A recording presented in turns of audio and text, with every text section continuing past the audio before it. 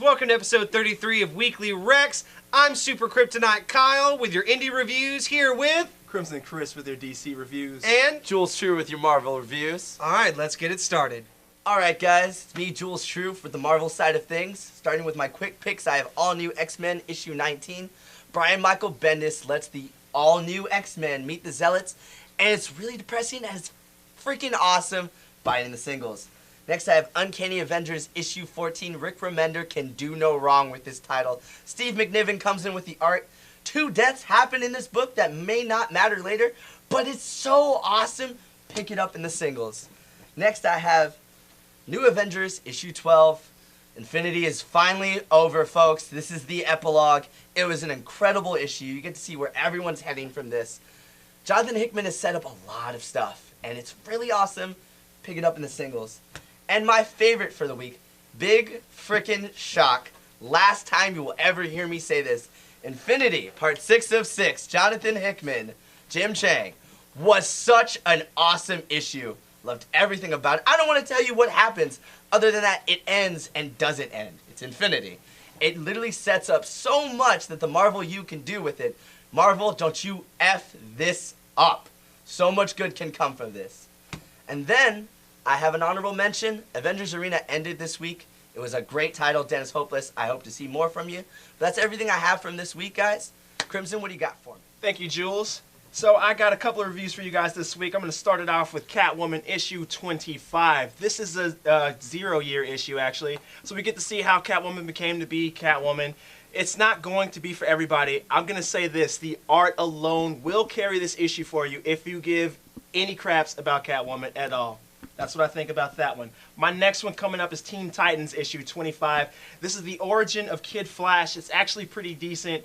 You get to see the team and how they react to finding out about Bart. And that's the best part of the actual issue.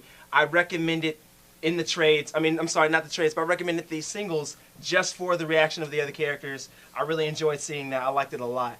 My next review this week is going to be Talon number 13. Now, I've heard rumors that Talon's going to be coming to an end soon, and I hope that's not true because they got a lot to fix and a lot to finish up after this issue right here. You get to see Talon versus the Butcher, and it's really good. The art's getting a lot better, and James Tyrion IV is writing something amazing. I recommend you pick that up. My next and final, my favorite of the week, and it's going to pain me to say this, but it is Damian, Son of Batman, issue 2.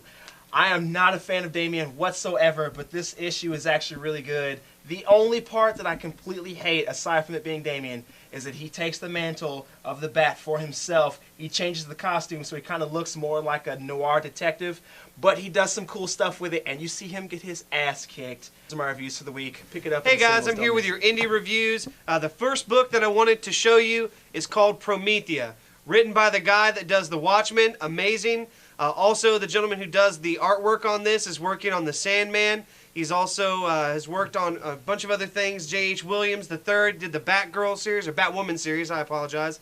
Great story. Just like all of the rest of Alan Moore's books, he builds up, and it shows in this. You start from the beginning, by the end of it, you're really sucked in, and you really want to know what happens. Pick it up. The next is Saga.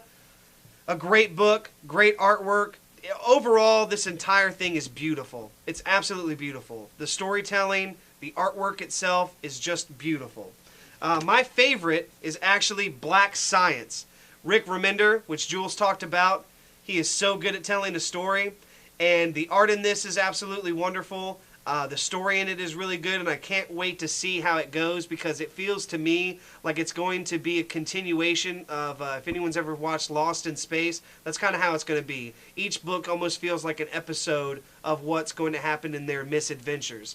And that's my reviews for the week. Lastly, good night, Elaine. Thank y'all for watching. That's episode 33, filmed here at Comic City 2 in Madison, Tennessee. Son of Maddie. Now, we apologize we don't have a Weekly Dead for You Tonight episode, but we will have 2 episodes for you next week, so please tune in to that. Also, guys, don't forget to visit the website, www.outrightgeekery.com. Subscribe to the YouTube page and let us know what you guys think on the comment box below. Also, check out Comic City 2 in Madison, Tennessee. Son of Maddie. For their holiday deals. Check out Geeks of the Square Table, our podcast. And that's it, folks. Be nice to Mark, bother Larry. That's right. Don't forget that. Happy holidays and happy Hanukkah. Good night, Elaine. Good night, Night, Elaine. If I was a rich man. 6 takes and they're still doing this. That was perfect. Till he dropped the phone. I wanted to dance. dance.